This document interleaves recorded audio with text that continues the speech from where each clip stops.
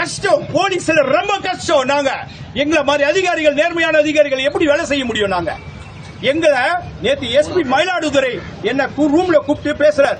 இப்படி வரல காமிச்சு, இப்படி இருக்கிற வரல வளைஞ்சு போகணுமா, வரையிலன்னா உடைச்சிருவாங்களாம். எப்படி? நேர்மைக்கு விடும் சவால் இது. நேர்மைக்கு விடும் சவால் உடைச்சிருவாரா? ரெண்டாவது, ஏன் இதெல்லாம் நமக்குள்ள பெருசாக்குறீங்க? இதெல்லாம் அப்படியே போங்க, அப்படியே போங்க. உங்களுக்கு ஒன்னும் பிரச்சனை பண்ண மாட்டாங்க. என்ன பயமுறுத்தி காட்டுறீங்களா? பண்ணுங்க, எவ்வளவுதான் பண்ண முடியுமோ பண்ணுங்க.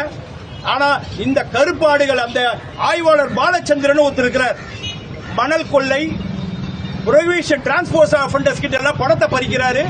நிறைய பேர் பொய்யான, ஒரு எஸ்பிக்கு தெரியுமோ தெரியாத நிறைய பேர் மேல பொய்யா கொடுத்து மாட்டுக்காரு. இந்த டிஸ்ட்ரிக்ட் எல்லாரையும் விசாரிக்கிட்டோம், பொதுமக்களை விசாரிக்கிட்டோம். அவர் ஒரு நேர்மையற்ற ஒரு அதிகாரி, அந்த எஸ்பி இன்ஸ்பெக்டர்.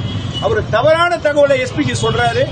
என்ன போல ஒரு நேர்மையா வேலை செஞ்சு நான் 1200 பேரை ரிமாண்ட் பண்ணிருக்கிறேன், வழக்கு பதிவு பண்ணிருக்கேன். 700 பேரை ரிமாண்ட் பண்ணிருக்கிறேன். எங்களை மாதிரி அதிகாரிகளை ஒரு இது பண்ணி ஆகணும்னா எப்படி பண்ணணும்? நேர்மையா வேலை வாங்கணும்.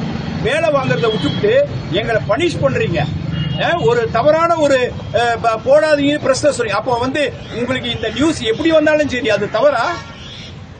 தவறில்ல, உண்மை. இந்த நிர்வாக சீர்கேடு மயிலாடுதுறை மாவட்டத்தில் இது போன்ற ஒரு எஸ்பி, இது போன்ற எஸ்பி இன்ஸ்பெக்டருங்க இருக்கிற வரைக்கும் காவலர்களுக்கு அனைவருக்கும் இல்ல, பொதுமக்களுக்கே பாதுகாப்பு இல்ல.